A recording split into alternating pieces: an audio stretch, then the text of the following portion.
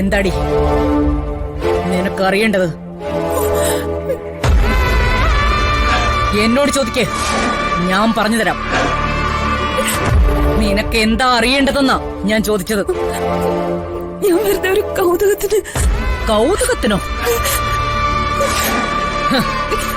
നിന്റെ കൗതുകം ഞാൻ മാറ്റിത്തരാടി.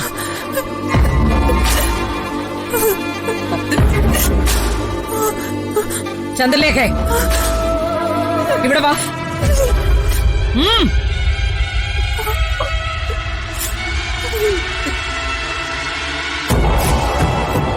നീ അടുക്കളയിൽ ചെന്ന് ഒരു കത്തി ഇങ്ങെടുത്തോണ്ട് വാ.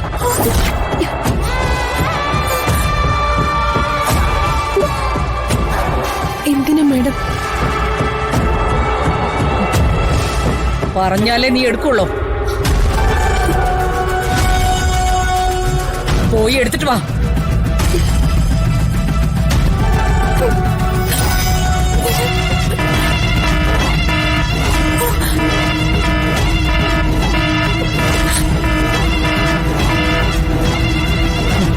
നിനക്ക് വക്കീലാവണമല്ലേ?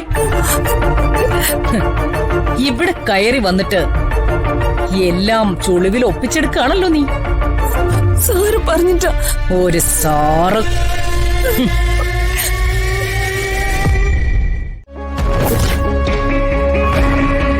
ഇത് ഫോറൻസിക് റിപ്പോർട്ടിന്റെ കോപ്പിയും ടിന്നിൽ നിന്ന് കിട്ടിയ ഫിംഗർ പ്രിന്റ്സിന്റെ റിസൾട്ടുമാണ്. ശിവദാസൻ എന്ന് പറയുന്ന ആളുടെ ഫിംഗർ പ്രിന്റ്സ് ഈ ടിന്നിലെ ഫിംഗർ പ്രിന്റ്സുമായിട്ട് മാച്ച് ചെയ്യുന്നില്ല.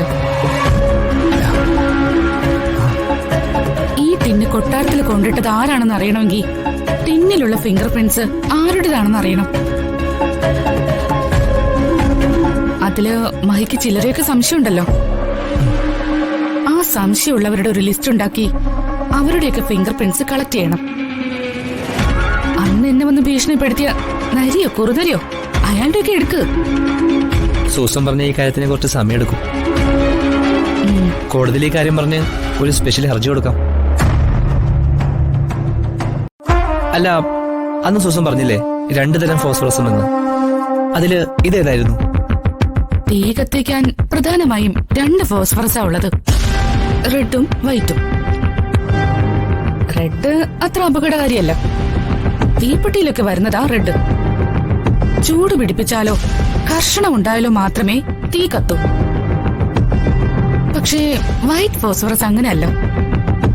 അത് വെറുതെ വായുവിൽ വെച്ചിരുന്നാലും തനിയെ തീ പിടിക്കും. റെഡ് ഫോസ്ഫറസിനെ അപേക്ഷിച്ച് വൈറ്റ് ഭയങ്കര അപകടകാരിയാണ്. പൊട്ടാസ്യം ക്ലോറേറ്റ് പോലുള്ള ഓക്സിഡൈസിംഗ് ഏജന്റുകളുമായി ഫോസ്ഫറസ് കലർന്നാൽ അത് സ്ഫോടനം വരെ ഉണ്ടാക്കാൻ സാധിക്കുന്ന ഒന്നാ. കൊട്ടാരത്തിൽ നിന്ന് കിട്ടിയത് സെയിം സാധനം എന്ന് പറഞ്ഞ കൊട്ടാരത്തിൽ അന്ന് താനെ തീ പടർന്നതല്ല. കരുതിക്കുട്ടി ആരോ ചെയ്ത പ്ലാൻ മർഡറാണ്. അതിന്റെ പിന്നിൽ ആരായാലും നമുക്ക് പുറത്തു കൊണ്ടുവരാൻ മഹി. നീ ധൈര്യമായിട്ടിരിക്കുക.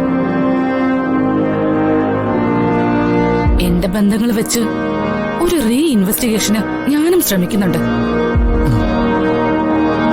നമുക്ക് നോക്കാം എന്താവുന്നു.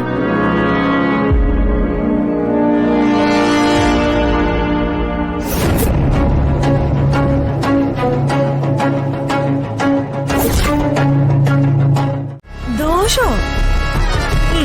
2 ക്ലീനിംഗ് സ്റ്റാഫ്സിന്റെ ക്യാഷ് ഇന്നു മുതൽ കമ്പനിക്ക് ലാഭമാ. കമ്പനിയുടെ ലാഭമാ എന്റെ പ്രധാന ലക്ഷ്യം. 1 രൂപയെങ്കിൽ 1 രൂപ അത് കമ്പനിക്ക് കിട്ടണം. ആ പാവങ്ങളുടെ ശമ്പളം കൊണ്ട് കമ്പനിക്ക് എന്ത് ലാഭം ഉണ്ടാവാന്? ബഹുമാനിച്ചില്ല എന്നൊക്കെ പറയുന്നത് ഒരു കാരണമാണോ? മാത്രമല്ല 2 സ്റ്റാഫുകൾ കുറഞ്ഞപ്പോ ബാക്കിയുള്ളവർക്ക് ഇനി അധികം ജോലി എടുക്കേണ്ടി വരില്ലേ? കുറച്ചു ദിവസം ഇങ്ങനെ പോട്ടെ. 2 ക്ലീനിംഗ് സ്റ്റാഫ്സ് തന്നെയല്ലേ. അവരുടെ കുറവ് വലിയൊരു കുറവായിട്ട് തോന്നുന്നുണ്ടെങ്കിൽ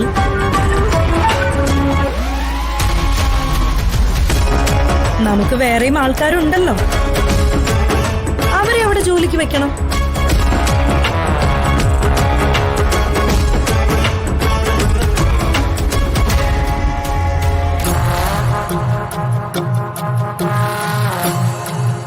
ഓഫീസിലെ ഞാനും സാറും ചേർന്ന് ചില തീരുമാനങ്ങളൊക്കെ എടുത്തിട്ടുണ്ട്. അതിലെ ആദ്യത്തെ കാര്യ ഇന്ന് നടന്നത്. ഇനിയും ഇതുപോലുള്ള പല പരിഷ്കാരങ്ങളും ഉണ്ടാവും.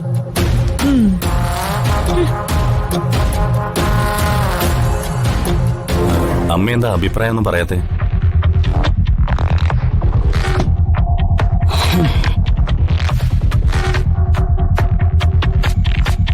ആ, ചിലർക്ക് നമ്മളെക്കാൾ താഴെ നിൽക്കുന്ന ആളുകളോട് ഒരു പുച്ഛമാണ്. അവരെ ഉപദ്രവിക്കുക, കണ്ണുരുട്ടി പേടിപ്പിക്കുക.